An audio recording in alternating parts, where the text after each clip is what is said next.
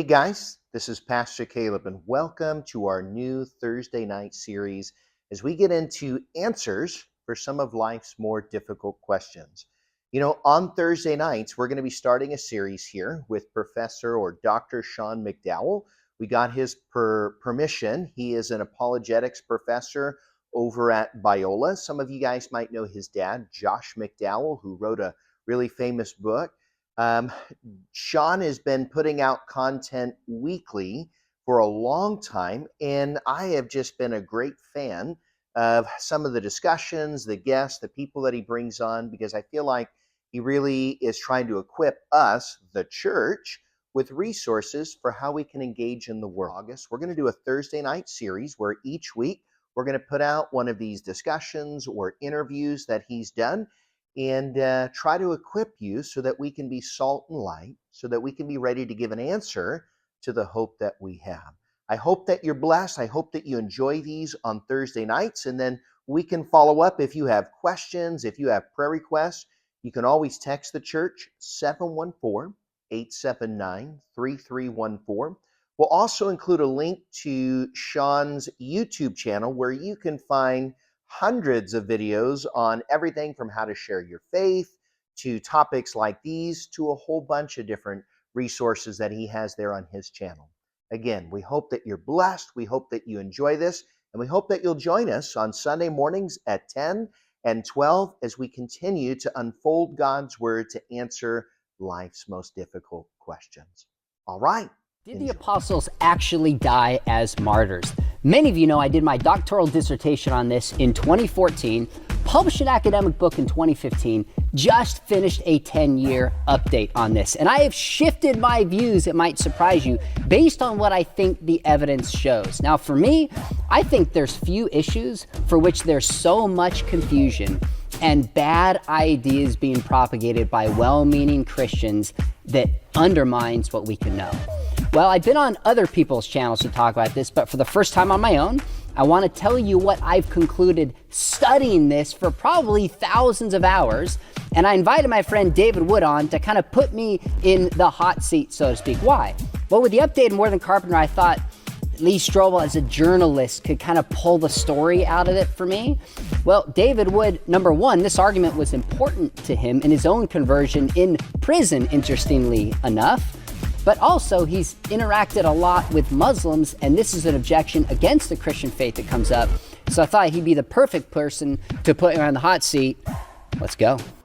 Hi, everyone. I'm here with Dr. Sean McDowell, and definitely wanted to talk to him because there's an important topic that was very crucial in my becoming a Christian, and yet certain elements have been called into question.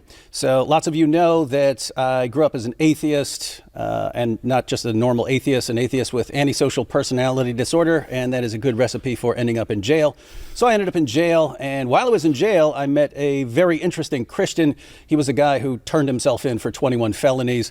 We got into a series of conversations, and up until then, I had always thought that I had successfully explained the origin of Christianity. I knew that early Christians were going around preaching that Jesus rose from the dead. I thought I had an explanation for that. And the obvious explanation to me was Jesus had followers, Jesus died. His followers wanted to keep the movement going, and so what better way to do that than make up a story about your guy rising from the dead? So that made sense to me, but as I was having discussions with Randy, I don't even remember what led into this, but he started talking about how the apostles died. And he gave me a copy of Foxes Book of Martyrs, and going through the descriptions in Foxes Book of Martyrs, a kind of problem arose. So let me just give a couple quick quotations here. So gives a list of the apostles and other early Christians and starts explaining how they died. So Philip, it says he was scourged, thrown in prison, and afterwards crucified, AD 54. So pretty good information there. Even gives a date. Matthew, the scene of his labors was Parthia and Ethiopia, in which latter country he suffered martyrdom, being slain in the city of Nabada in AD 60. We've got James, the son of Zebedee, James, the brother of Jesus. It says at the age of 94, he was beaten, stoned by the Jews, and finally had his brains dashed out with a fuller's club. It keeps going. Matthias, Andrew, Mark, Peter.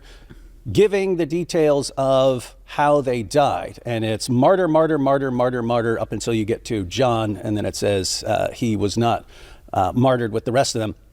So these are the kinds of things that I was reading, and I instantly saw the problem for my theory. My theory was that these guys made up a story, but here they were being martyred for a story that, if I was right, they made up.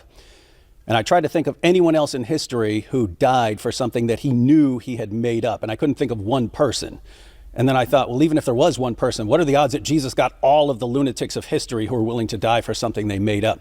So it called into question my entire theory, and I realized what I was saying was not the best explanation of the evidence. I ordinarily would have had a commitment to naturalism, so I would have had to have gone with something like hallucinations, but I was also wrestling at the same time with a kind of design argument and a moral argument, and it was enough to shake my confidence in naturalism where I wasn't presupposing that anymore.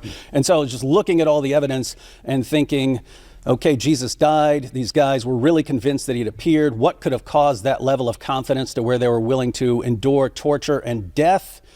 And seemed like the best, most obvious explanation was a man had risen from the dead. And so I became a Christian and went around sharing my reasoning. At first, I thought I invented that. I thought I invented that response to the disciples being liars.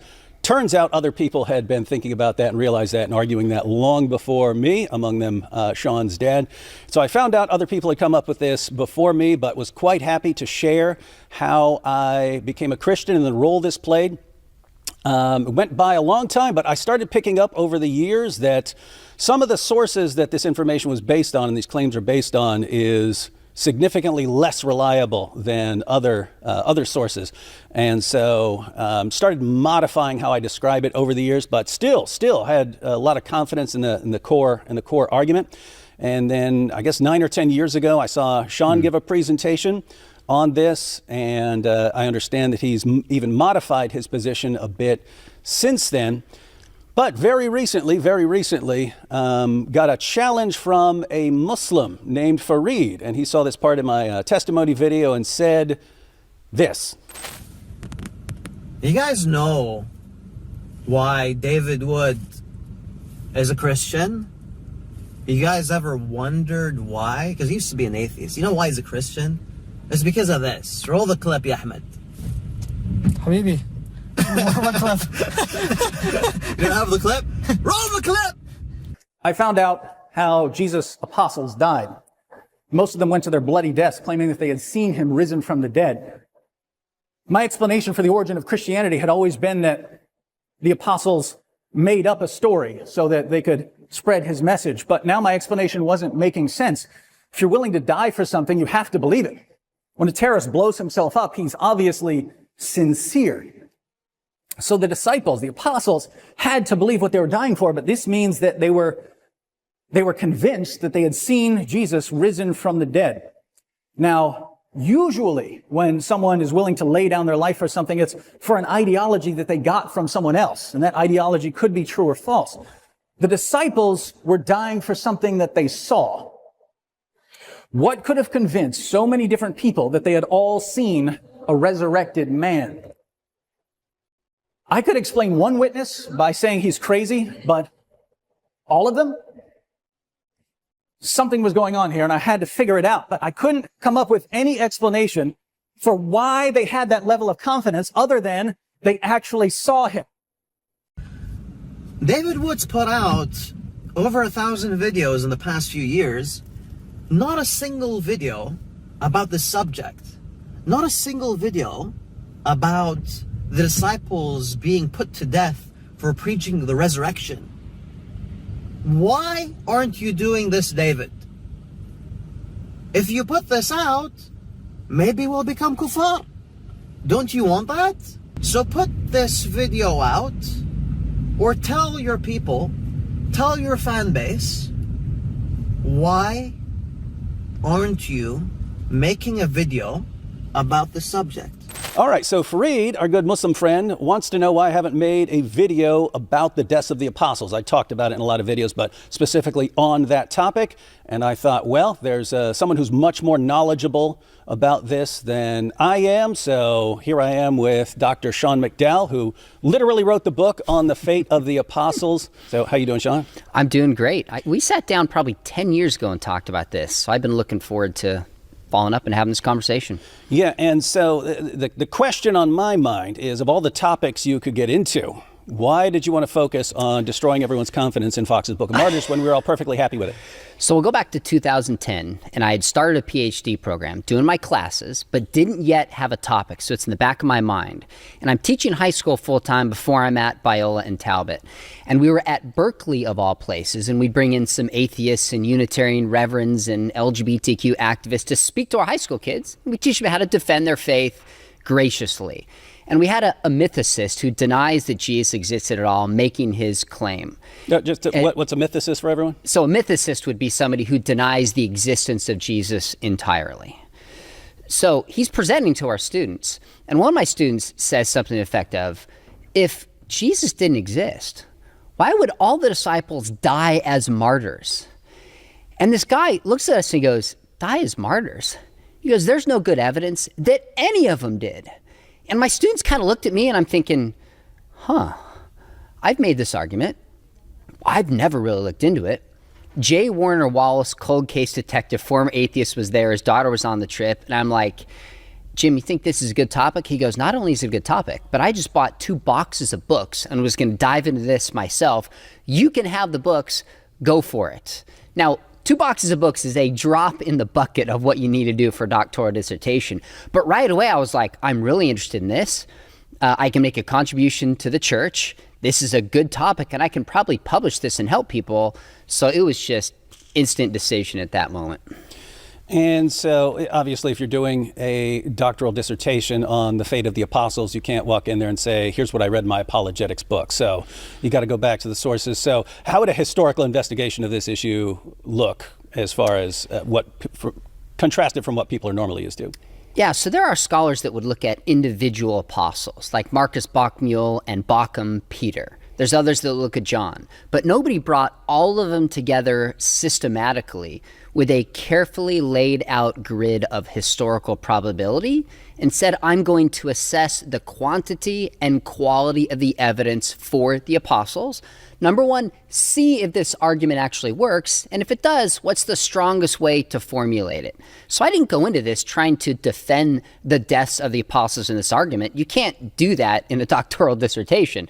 I believed it, but I went into it saying, what is the evidence? How early is it? How many sources do we have? How reliable are these? And my advisor made me do an entire chapter, which was just months of research on how do we do historical methodology.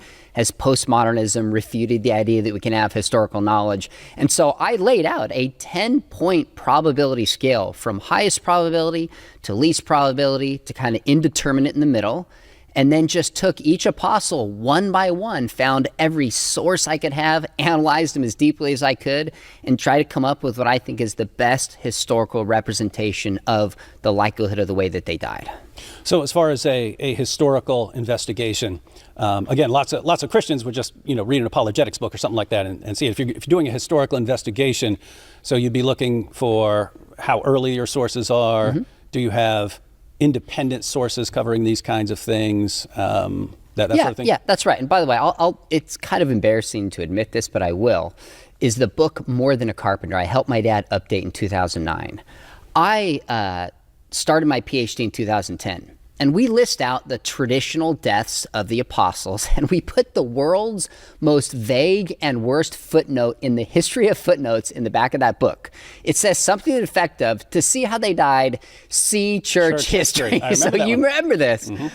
At that moment, there was a seed of like, what is that? I'm sure somebody knows. It was one of the seeds that intrigued me in this. So clearly, we have not looked at this as carefully as we need to. And as I shifted from like apologist making that case to like historian, like you said, the number of sources, the reliability of the sources, the bias of the sources, the copying of these sources, you got to delve into all of that. and I did as best I could with each of the apostles. And little side note, an old man gave me More Than a Carpenter in prison. And that was the first apologetics book I read where I knew I was reading apologetics, because I had seen the book in the apologetics category of the Christian Book Distributors catalog. And I was like, oh, that's the book that's in the apologetics category. But an old man came up to me and he said, my daughter sent me this.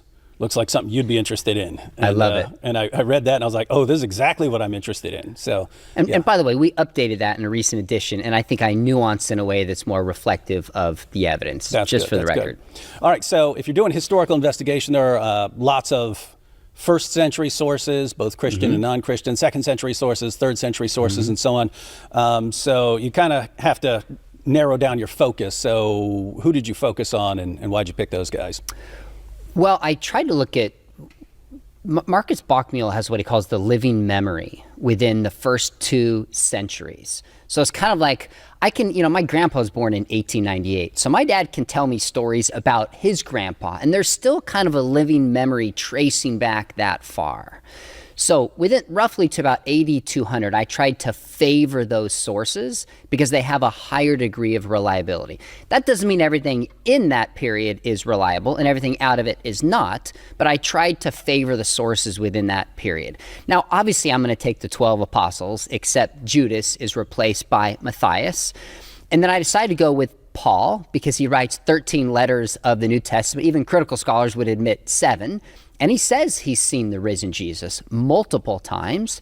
And then James, the brother of Jesus, we have an account of his appearance in 1 Corinthians 15. And we also know that he spent time with Paul when Paul comes to Jerusalem, quite presumably and obviously to confirm that. His role in the early church, likely authorship of the book of James, felt like there was a weight with them. Could have studied Luke, could have added Mark. You got to limit your study somewhere. And my initial take was those seem clearly later and legendary. So bottom line, 12 disciples, and then James, the brother of Jesus, and the Apostle Paul.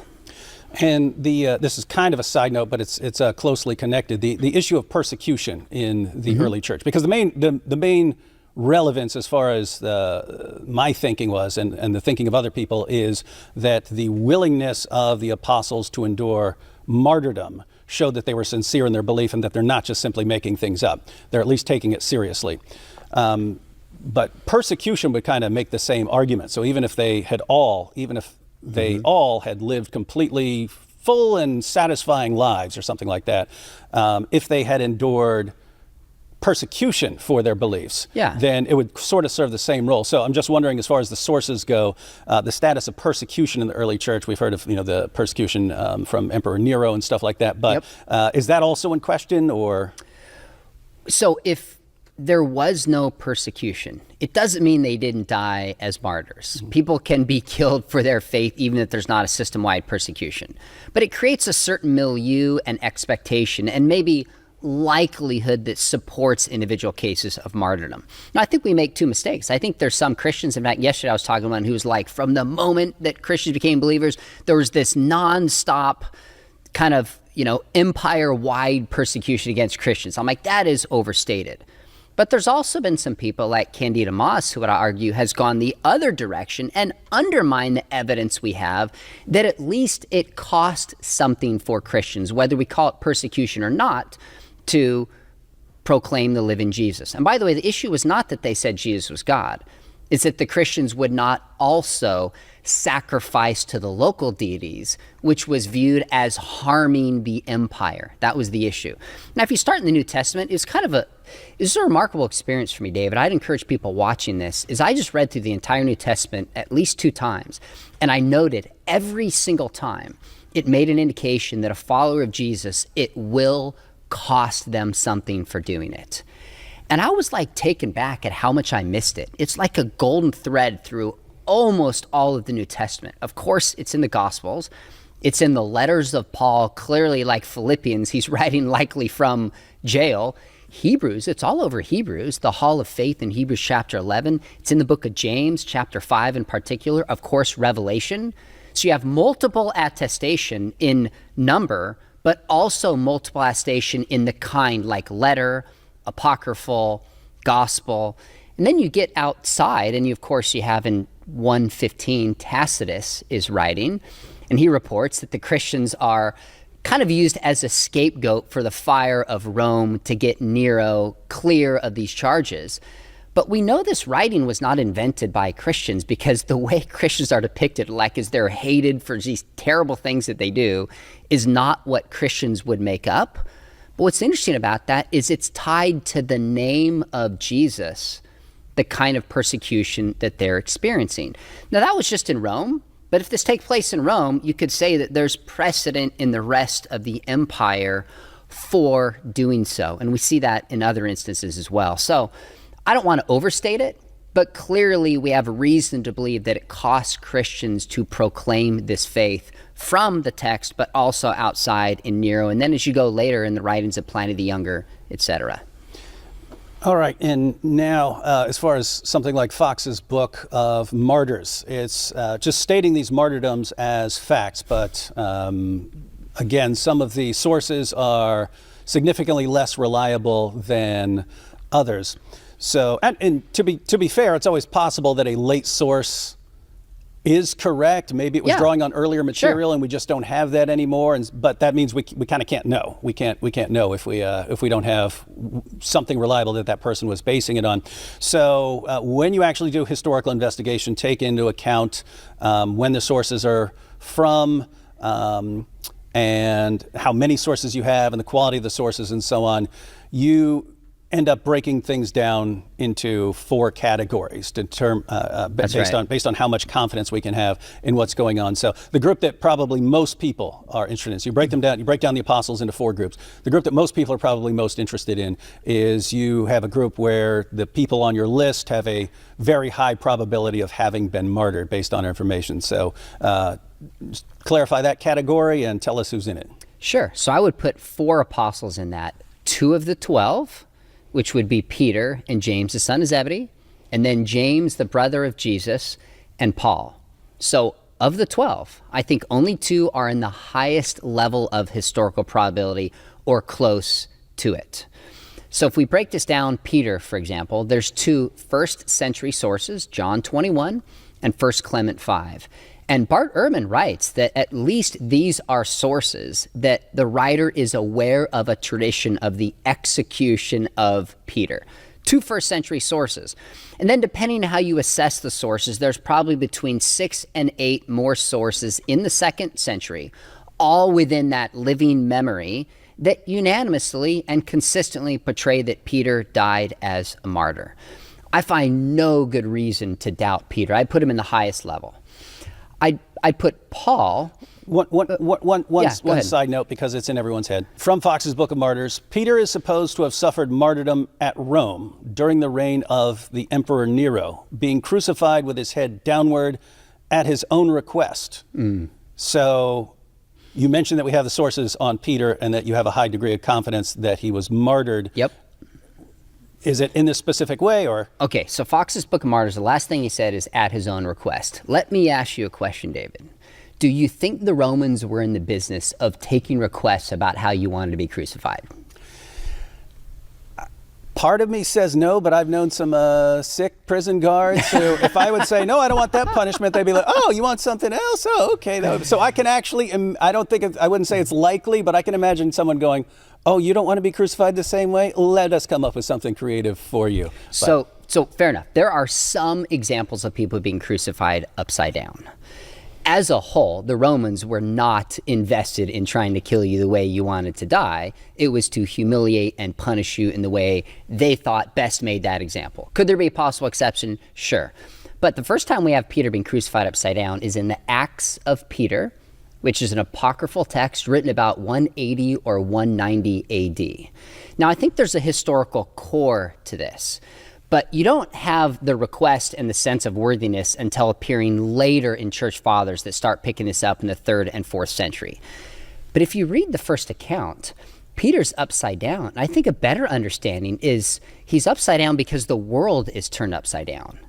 And when he's upside down, he can see the world as it is. And Peter's death, like the death of Jesus, can help turn the world right side up. There's a theological reason behind it, as there is in a lot of the apocryphal Acts, rather than a historical one. Now, with that said, one of the areas that I've shifted is I thought Peter was crucified but not upside down. But then a book came out months after my 2015, the first account of the Fate of the Apostles, edited by Larry Hurtado. And there's a chapter in there, and he described that one thing we know about crucifixion, again, in the vast majority of cases, although there might be some exceptions, is that somebody was stripped bare. The idea was to humiliate and shame them. Yet in John 21, what does Jesus tell Peter? You will be taken where you do not want to go. You will be clothed by another. That's enough to give me pause and go, ooh, I think maybe he experienced in the death of Nero. People had these flammable kinds of clothes that were put on to be burned to death. I think that's probably more likely. Bottom line, whether he was crucified upside down or crucified at all, that doesn't undermine our confidence that Peter died as a martyr, which is the heart of my task. So martyrdom, yes, not nearly enough to go on to say something about dying crucified upside down. Yeah, I would say not enough to go on. I think the weight is against it. Okay. But fair enough. All right, so next you were going with Paul. Okay, so Paul, not one of the 12, but calls himself an apostle because he saw the risen Jesus. We have one reliable first century source. Some would point towards Acts, and they could indicate a way that it's indicating he was going to be martyred. You could point towards the passage in Timothy where he says, I fought the good fight, finished the race. If that's not written actually by Paul, some people argue 2 Timothy, they were aware that he was about to die as a martyr. We don't have to settle that one. But I think the first century, we have 1 Clement 5, one clear, reliable first century source, compared to Peter that has two. 2nd century, we probably have more like 6 to 8 sources, so a little bit less than Paul, but it's early, it's unanimous, it's consistent. I find no good reason to doubt that Paul died as a martyr. Now, Peter, I put highest possible probability. Paul, I put very probably true, just to try to be careful on my scale. But we have high confidence Paul died as a martyr. The other two, James, I would put quickly, James, the brother of Jesus. I'm sorry, let's go with James, the son of Zebedee. We had this account in Acts 12. It's one of the only 2 accounts of their deaths we have in the scriptures. Peter, John 21, James, Acts 12:2. Well, a lot of this relies upon the historicity of the book of Acts, which is beyond what we can go into now, but I think there's a strong case for it historically. We also have the reference Keno writes in his commentary when Herod Agrippa, the grandson of Herod the Great, kills him. It reads like an execution account. It's not flowery. There's no legend in it. And it says that this Herod did it to please the Jews. You find confirmation that Herod Agrippa had that kind of posture towards the Jews, unlike Herod the Great, in Josephus. So there's kind of this coincidence that incidentally supports it. And then all the later accounts that I could find line up with James dying in this fashion. So I had him originally at highest possible probability, put him down 1 since we only have one source for it. But again, no good reason to doubt that.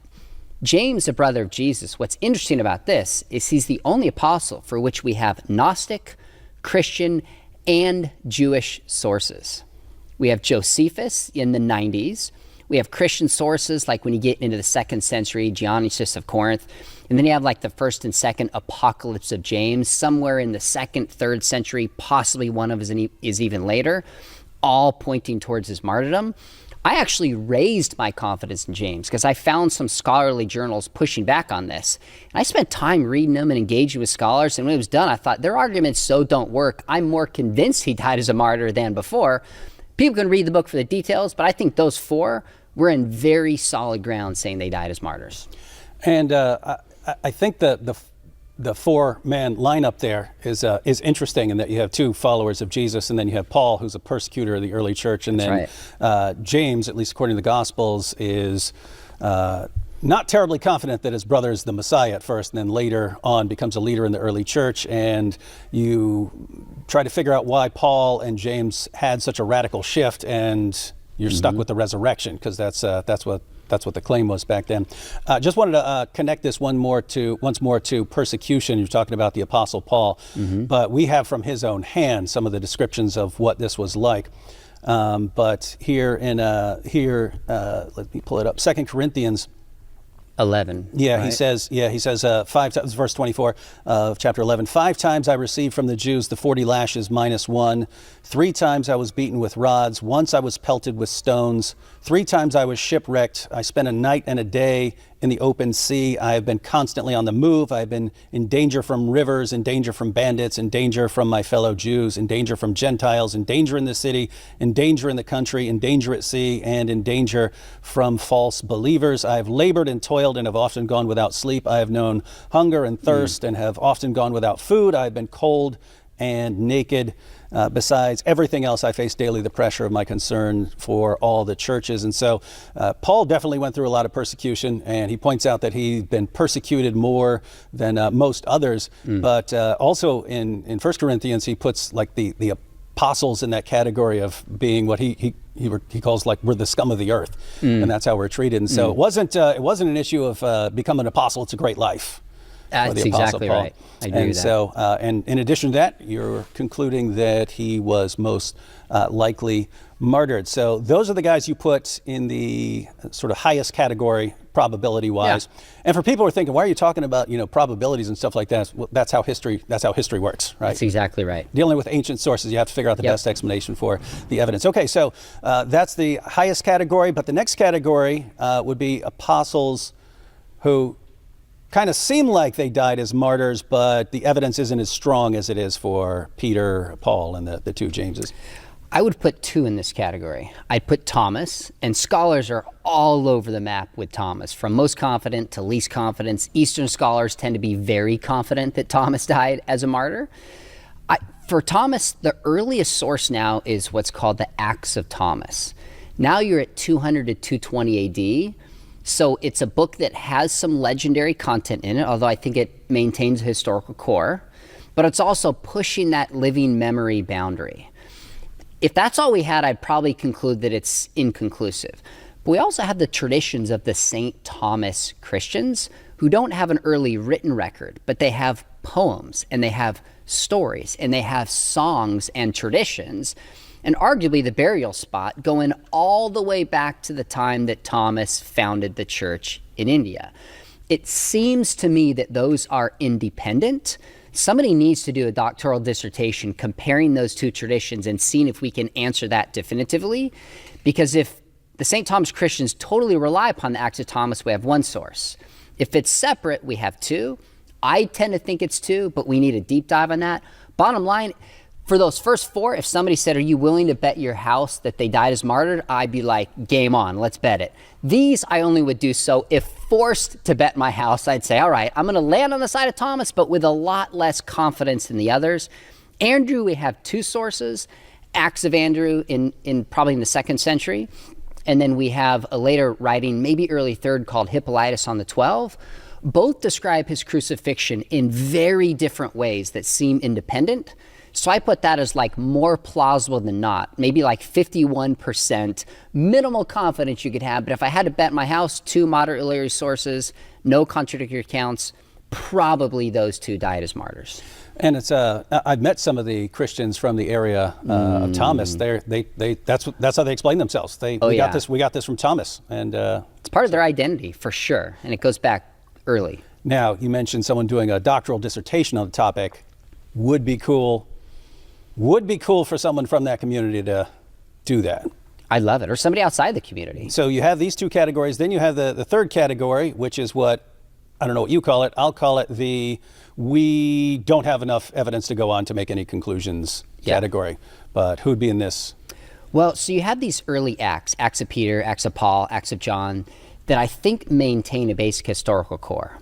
When you get to like the 4th century, these Acts seem to be completely unhinged from history.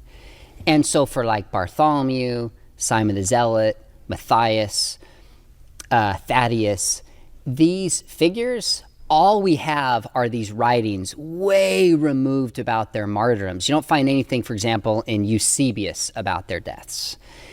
And some of them just seem so legend-filled, like Bartholomew. If I remember, I think I found maybe 5 different ways, according to these stories, that he died. I mean, he was flayed to death, he was crucified, he was killed with arrows, he was drowned to death, he was burned to death. Either they're all made up or one is true, but if one is true, I don't know how to decipher them. If you look at an ancient picture of Bartholomew in a church or there's a statue, he'll be standing there typically holding his skin. The story is he was skinned alive. The earliest source I could find, I think, was about 600 AD for that. Now, that doesn't mean it's false, but how much historical confidence can be put in that? Now, I had to get books and study, like, what did skinning entail? Did it exist at this time? And some of this was like morbid actually to read. I did not enjoy that. But skinning was practiced and it could have happened to him. I just don't think we have any good or early evidence to conclude. So those, I think I put 5 in that category.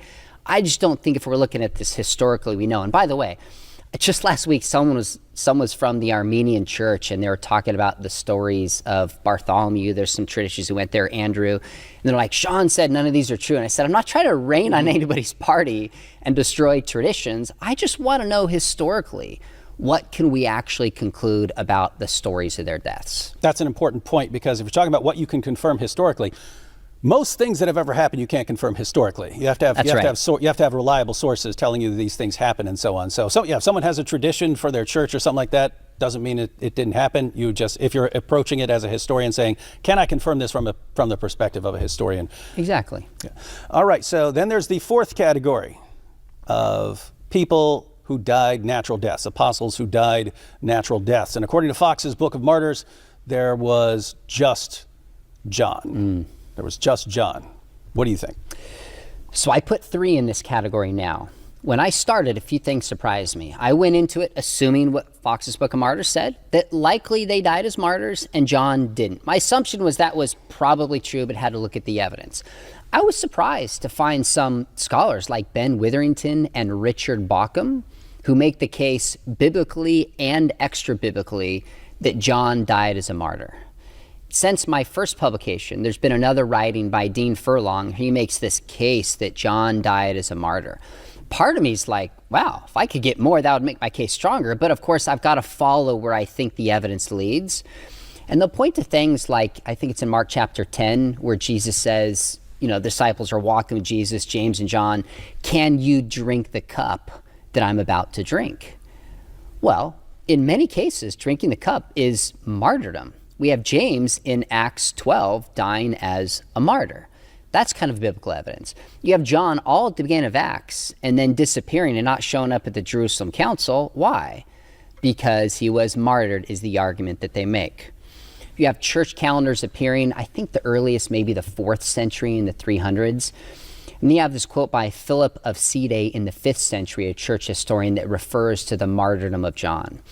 I'm not convinced by that case as a whole. For example, when I talk to experts on Philip of Cede, that quote is probably not original to Philip of Cede. I don't think we can trust it.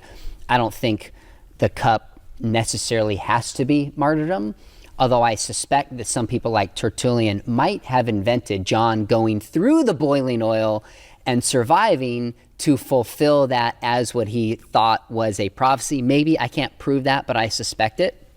So I still think John died naturally, and I'd love to be convinced, but I'm just not persuaded by it.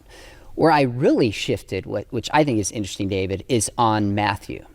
So Matthew, I concluded, was indeterminate. We couldn't know, because I found traditions that were in favor of martyrdom and against it. Published this in my 2015 book. A French scholar reaches out to me and he goes, Sean, I don't know what translation of Clement of Alexandria you're reading. And I'm like, the Ante-Nicene Fathers, the typical English edition. He goes, if you go back to the original Greek, which is earlier, there's a negation that's not in the English. Now, you and I know a no or a not literally flips the meaning of something. And so I couldn't just take his word for it. I checked with a few other early scholars. I'm like, which is early, which is reliable? And I think he's right about this. So if you go to this passage in Clement of Alexandria, middle 2nd century, he's quoting someone named Heraclian, who refers to 4 apostles who I thought was saying died as martyrs. I think what he's saying is he's making a distinction between those who confess the faith and die, and those who confess the faith and die because they've confessed the faith. And I think the clear indication is, once I read it with this negation in context, was saying that these 4 actually died natural deaths. So when I look at that, there's a second early source for the natural death of Matthew, which is in Hippolytus on the 12. I believe that is. And then you don't have an account of the martyrdom of Matthew until the 5th century. So the earliest accounts have him dying naturally. And then you have later accounts of him, some dying naturally, some dying as a martyr.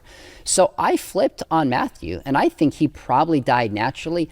Philip, I'm really close on this one, because Philip is also cited by Heraclian in Clement of Alexandria as dying naturally. And then the earliest martyrdom for Philip is in the Acts of Philip, when I think the Acts are unhinged from history in the 4th century. And then later traditions have both. So I don't know if I bet my house on Matthew or not. I'd have to think about that. I think he probably died naturally. If forced to, I would say that Philip did. But it's still, and here's why. That source in Clement, he mentions Thomas dying that way too. But I don't think Thomas died that way. So I think he probably got Thomas wrong. He doesn't mention John dying naturally. Well, why not mention John? So it raises some questions that I don't know how to answer those questions. And this is the task of a historian, to say, okay, what source do we have? How reliable is it? Where did this source get his information? Can we confirm it? In the case of Matthew, we have a few early sources he died naturally. So I think Matthew probably died naturally. So I put 3 in that category, David. And a number of other historians, as I looked into it, actually assess it pretty similar to that as well. Such as Brian Litfin in his book After Acts, which is a great popular book of the fate of the apostles. So you've got 4 categories based on what you can determine historically. The highest evidence we have for martyrdoms you would apply to Peter, Paul, James, son of Zebedee, and James, the brother of Jesus. Yep. Then you have, seems more probable than not, but not the same evidence that you have for those original 4. And you put Thomas and Andrew in that category. Yep. And then you have a category just indeterminate. We don't know, natural death, martyrdom, we don't have enough information to go on. And then you have 3 that you would say evidence leans towards these guys just dying natural deaths. Yeah, to different degrees. I think John pretty high, Matthew moderately high, Philip minimally high. All right, so that would be your position in contrast with Fox's Book of Martyrs.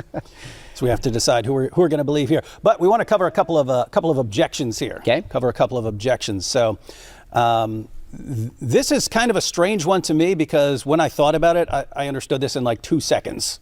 Okay. Like I understood instantly as soon as I realized how these guys died, that they are in a different category from people who are willing to die for what they believe today. They're in a different category from most people who die for what they believe. People die for what they believe all the time.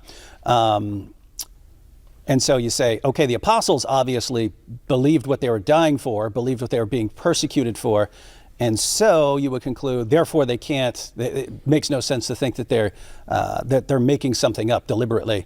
But just instantly people will start saying, well, what about the 9/11 attackers and stuff? Exactly. Does this mean that Islam is true? What about this? Does that mean that's true? What about Buddhists who die for what they believe in? Does that mean it's true?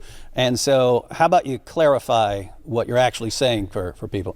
I was in a bed and breakfast in, I think, Missouri, and I was having breakfast with a nun, and she started grilling me on this while I was doing my research. I always think of this when someone raises this question, because it's a good one. It's the natural objection that people raise. I'd say 2 things. There are martyrs in other faiths and belief systems. I would not call the 9/11 hijackers martyrs. I call them murderers, because they are taking the life of other people rather than willingly laying down their life at the hand or sword of another. But nonetheless, they died for what they believed and were willing to give their lives for it. We have Buddhist monks light themselves on fire, kamikaze pilots for the cause. So there's other martyrs. We actually have second Maccabees. We have the Maccabean martyrs willing to lay down their lives. The question we have to ask is why? So the Maccabean martyrs refuse to compromise the law. The Buddhist monks do this in Vietnam because they were protesting it. The apostles were willing to suffer and die because they believed that Jesus had risen from the grave. I have a whole chapter on this where I had to get to the origin and the earliest beliefs that were proclaimed about Christianity, because we hear about these Gnostic Gospels and there was diversity in the early church, whether it's in the creeds, the preaching in Acts, the early church fathers. There is no early Christianity apart from the claim that Jesus is God, and he's demonstrated by raising from the grave. So they're willing to suffer and die because they believe Jesus had risen from the grave and appeared to them. Now, if somebody walks in here right now and asks the two of us, do you believe Jesus is the risen Savior and we die for the cause? By the way, if one of us is going to die for the cause, I have a feeling it's going to more likely be you, but maybe these are famous last words for a separate issue. But if they walk in here right now, all that proves is, well, Sean and David really believe this.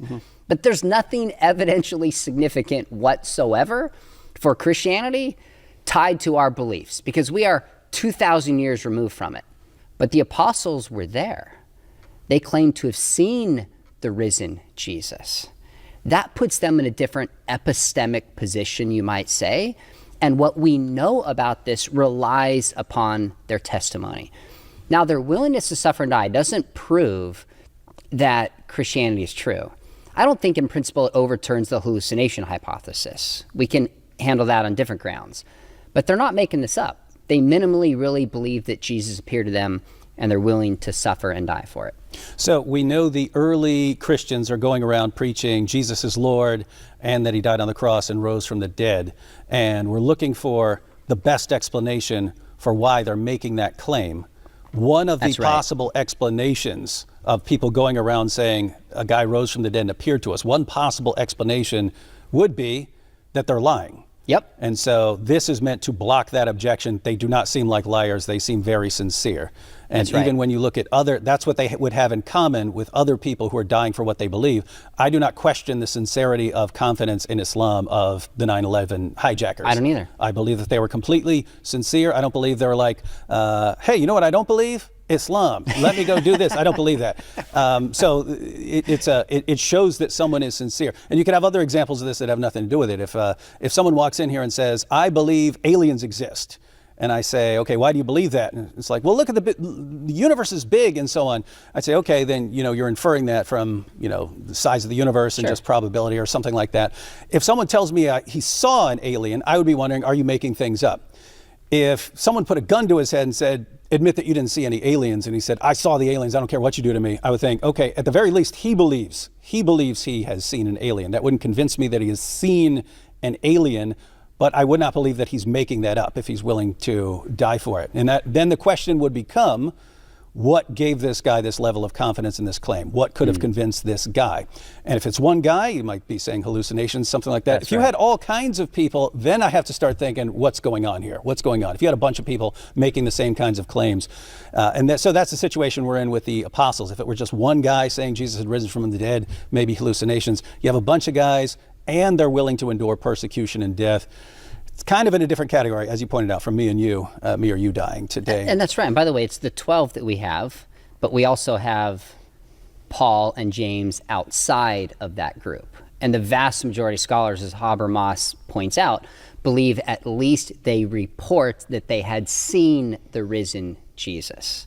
And so any explanation has got to count for all those. If the disciples were lying, how do you get James and how do you get Paul on board? This is the other problems that emerge. That's kind of what it becomes. Again, if it's one guy, you could explain by hallucination. Two guys, it starts getting a little weird.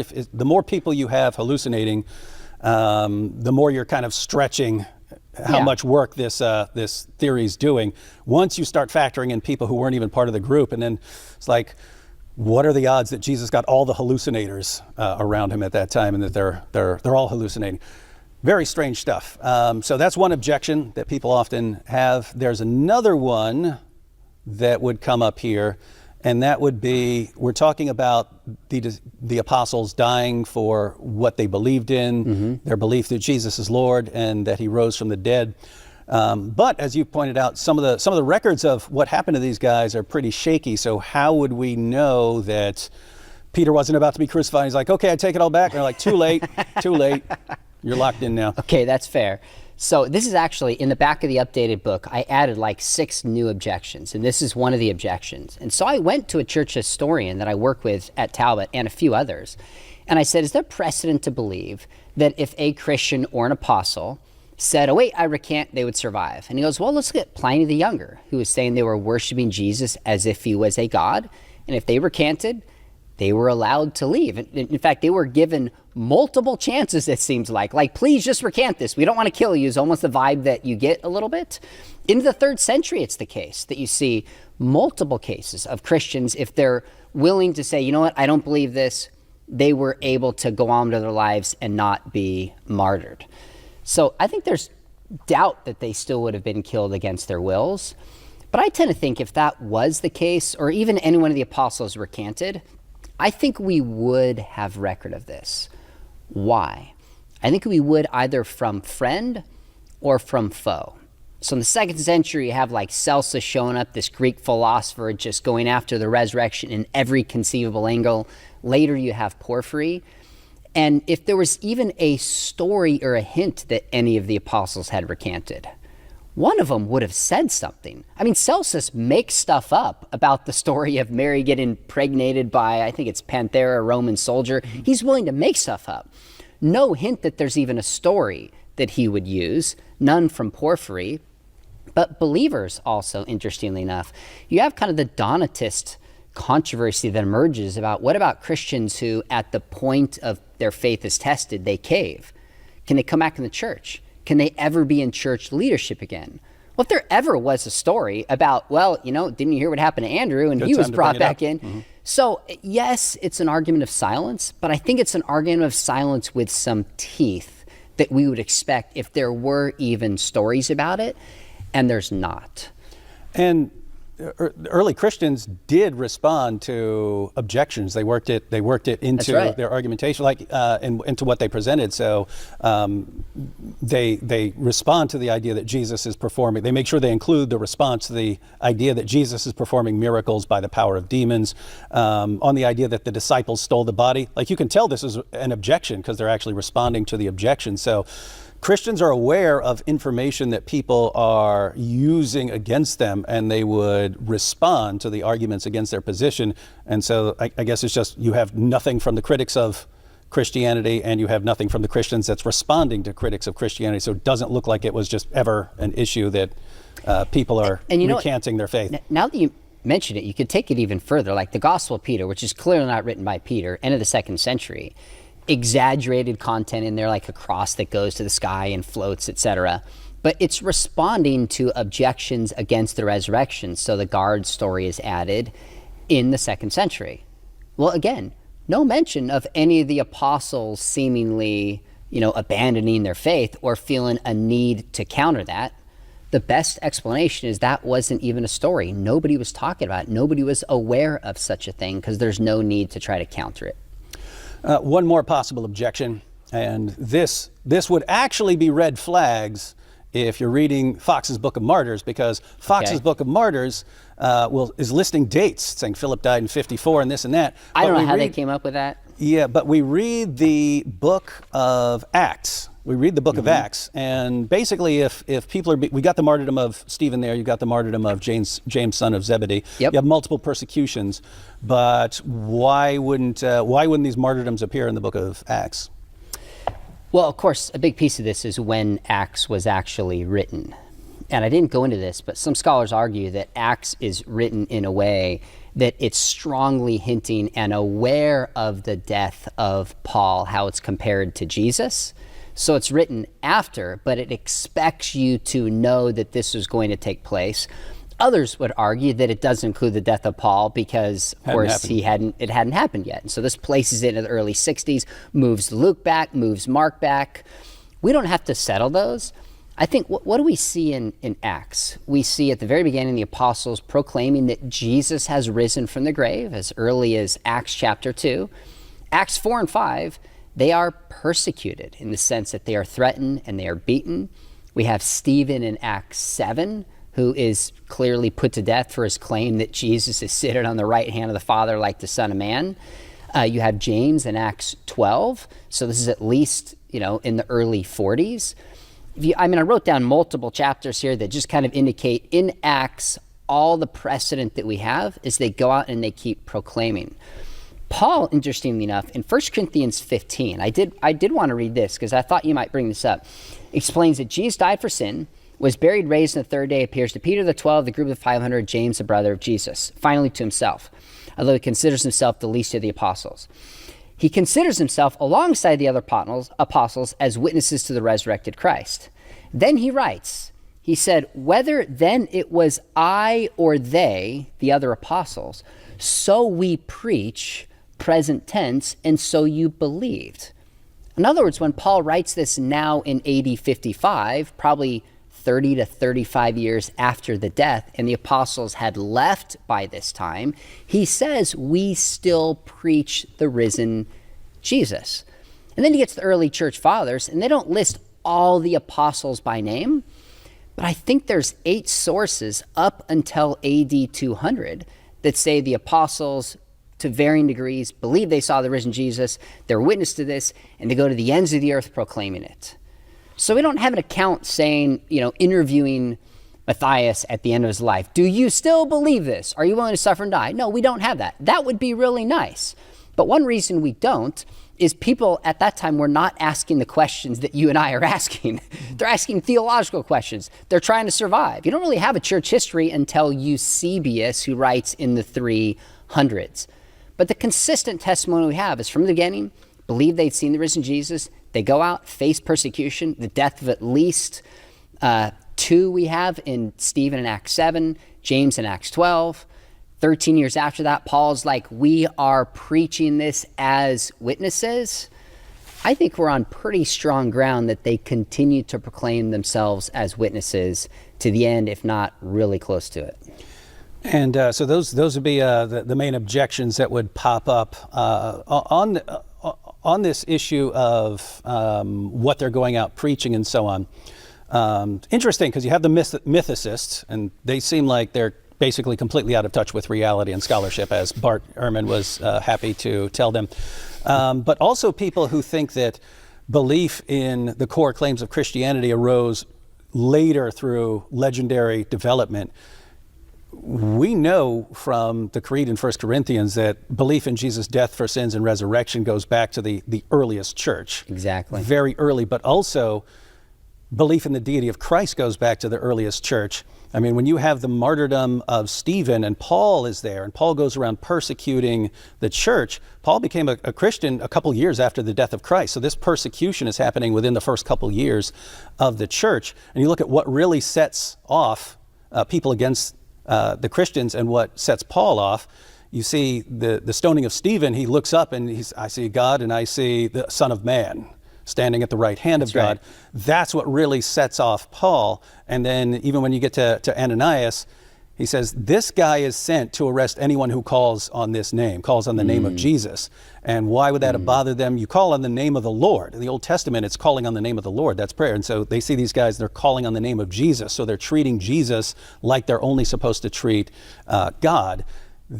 That was very upsetting, but what's it mean? It means that wasn't something that happened 50 or 100 years later. That's in the earliest Christian church, if that's why Paul is persecuting them. So we've got belief in Jesus' death, his resurrection, and deity all going back to the first couple years. And in addition to all that, we have what the disciples were willing to endure to proclaim these kinds of things. What should people conclude from your research on this issue? This is a great final question. The way this is often phrased, and sadly I phrased it myself somewhat this way in my early days. Probably the first time we met in 2003 and I gave a talk on apologetics and you came to hear me at William Lane Craig's church. I might have framed it this way, David. I'm not sure. Wish I had a recording of that actually now. I would play it and embarrass myself. Something to the effect of, the apostles were all, they died as martyrs except for John. They believe the resurrection happened. It's true, therefore Christianity is true. That just simply is a non sequitur. We cannot conclude that Christianity is true or the resurrection happened from this. The last paragraph, or second to last paragraph in the book, I say distinctly, all this really takes us back to is minimally the willingness of the apostles to suffer and die. Some of them die as martyrs. No evidence any of them recanted. They really believed that Jesus appeared to them. Now, how do we know the resurrection happened? Now we're going to have to look at the evidence for the empty tomb. Now we're going to have to look at the evidence, the other cases for the appearances. Now we're going to have to consider naturalistic hypotheses. So this is one piece, and I think an important piece, that they're not liars. I mean, again, J. Warner Wallace says, and he's a cold case detective, because in every case that he's had, people lie for one of three reasons: power, sex, or money. Jesus was like, give up your power, the first shall be last. It wasn't about sex, clearly. Jesus showed nothing but dignity and proper treatment of women. He was single. Paul was single. And it's not about money. They talk over and over again about giving to the poor. I think they really believe they had seen the risen Jesus.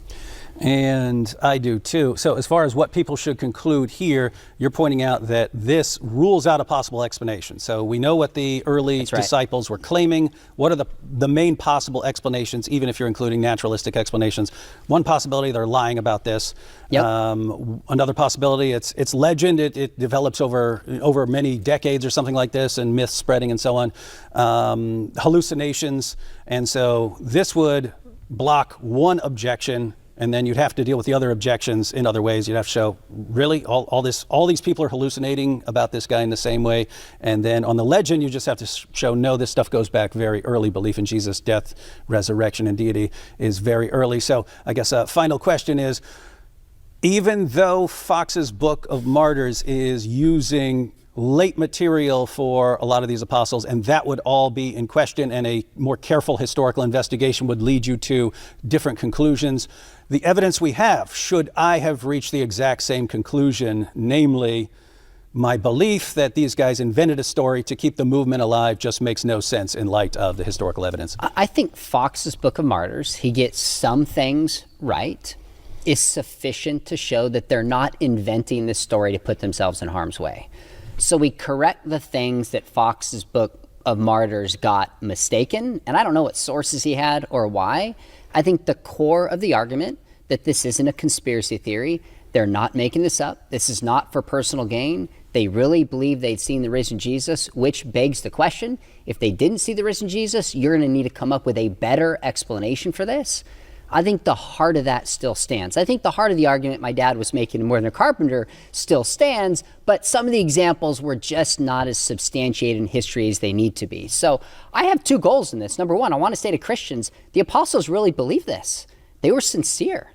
They're willing to suffer. Are you willing to suffer in the same way? But also I want to say to Christians, slow down.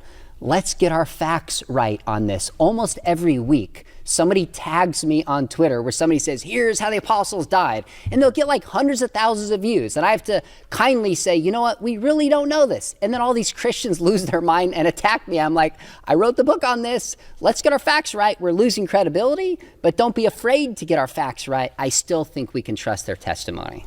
And what really fascinates me in all of this is that when I started looking into the resurrection, just to respond to this Christian, I thought it was just going to fall apart the moment you start examining it. And it's a similar situation with a bunch of these issues. You would think, especially if you believe this stuff is made up early on or later on, you're just going to start looking at it and you're going to find all this evidence just evaporate and all these claims evaporate. And yet, the more you investigate, the more you realize, wow, this claim about Jesus dying and rising from the dead, this goes back to the earliest level.